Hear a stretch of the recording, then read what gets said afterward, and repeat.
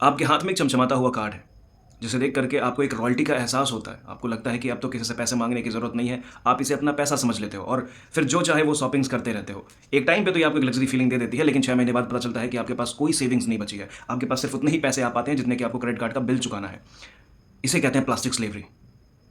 नमस्कार, मैं विनय। आप देख रहे हैं मनी मेकर्स, जहाँ हम पैसे नहीं, उसके सोच की बात करते हैं, समझ की बात करते हैं। आज हम बात करेंगे क्रेडिट कार्ड, जो आपको अमीर भी बना सकती है और आपको कंगाल भी बना सकती है।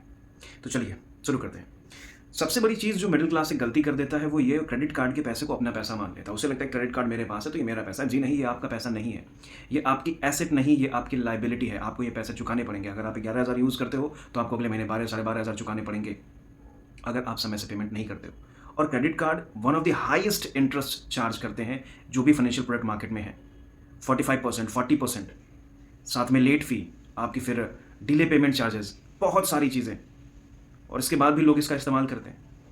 मतलब उनकी पूरी की पूरी ज़िंदगी की कमाई जो है वो ईएमआई पे बीत जाती है। क्रेडिट कार्ड के लिए काम करना शुरू कर देते हैं। इसलिए एक नया टर्म लाया गया है, that is plastic slavery. Credit card की अगर आपको सही मायने में इस्तेमाल करने आए तो ये बहुत अच्छी चीज़ है।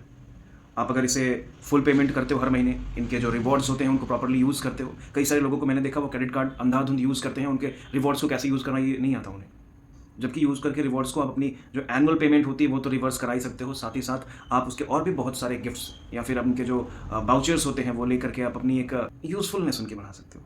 क्रेडिट कार्ड हमेशा बुरा नहीं होता, फ़ायदेमंद भी है अगर आपको उसे प्रॉपर्ली यूज़ करने आता है। अगर आप बहुत ज़्यादा स्ट्रेटेजिक हो तो आपके पास कैशबैक कार्ड्स, जो भी पैसे आप खर्च कर रहे हो उन पे आपको कैशबैक मिल जाता है। साथ ही साथ आपके रिवॉर्ड पॉइंट्स होते हैं जिनको कि आप रिडीम करके कुछ शॉपिंग वाउचर्स या जो भी आप यूज़ करना चाहो, उनके पास जो भी ऑप्शन अवेलेबल हो आपको यूज़ कर सकते हो।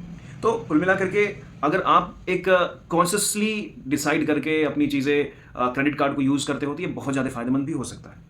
आपको अगर अपनी एक्सपेंसेस को ट्रैक करने आता है, अगर आप ये नो कॉस्ट ईएमआई के ट्रैप में, इस जंजाल में नहीं पड़ते हो, तो आप क्रेडिट कार्ड को एक अच्छे स्लेव की तरह यूज़ कर सकते हो।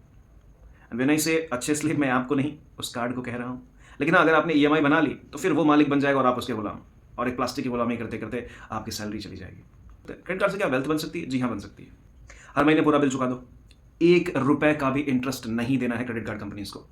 वो जितना पेमेंट आपका बनता है महीने का वो पूरा पेमेंट कर दो। और ध्यान रहे, खर्चे हमेशा आपके कैलकुलेटेड होने चाहिए। रिस्क लो लेकिन कैलकुलेटेड। जहाँ पे कैलकुलेटेड रिस्क नहीं है वहाँ पे फिर आप गुलाम बन जाओगे। दूसरी चीज़, कभी भी ईएमआई के ट्रैप में ना पड़ो। क्रेडिट कार्ड की ईएमआई बहुत ही खतरनाक ट्रैप होता है, क्योंकि ये आपसे 40% का इंटरेस्ट ले रहे होते हैं सालाना। साथ ही साथ आपसे डिले पेमेंट इंटरेस्ट ले रहे होते हैं, लेट फी ले रहे होते हैं, पेनल्टी, बहुत सारी चीज़ें इंक्लूड कर लेते हैं। और अगर सारी चीज़ों को जोड़ दें तो ये आपसे 50 to 60% तक का भी वसूल सकते हैं।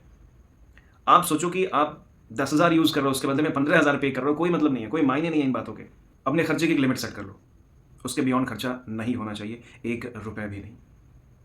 अगर आप बहुत ज़्यादा खुरापाती या फिर स्ट्रैटेजिक नहीं है तो बहुत सारे कार्ड्स यूज़ मत करिए। एक कार्ड यूज़ करिए, कैशबैक कार्ड या जो भी कार्ड जिसमें आपको अच्छे रिवॉर्ड्स मिलते हो वो कार्ड यूज़ करिए, ज़रूरत पड़े तो, वरना जितनी दूरी उतना अच्छा।